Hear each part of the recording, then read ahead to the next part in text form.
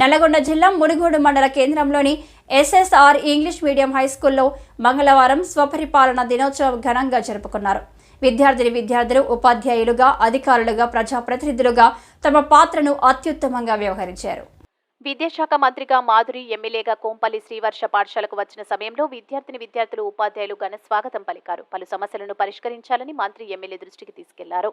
కలెక్టర్గా చోత్రా కొఠారి, జడ్పీటీసీగా ఈదా పావని, ఆర్జేడీగా మేఘన, డీఈఓగా Rachel వీనీల, ఎంఈఓగా Yashasri, ప్రధానోపాధ్యాయులుగా K Sai తేజాలు విధులు నిర్వర్తించారు. అనంతరం పాఠశాలలో ఏర్పాటు చేసిన కార్యక్రమంలో విద్యార్థులు మాట్లాడుతూ ఉపాధ్యాయులుగా ఉపాధ్యాయ వృత్తిని తమ తరగతి గదిలో బోధించడం ఆనందకరంగా ఉందని హర్షించారు.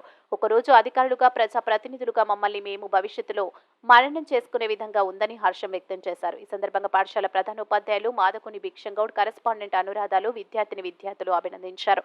పాఠశాల ఉపాధ్యాయ బృందం, విద్యార్థులు పాల్గొన్నారు.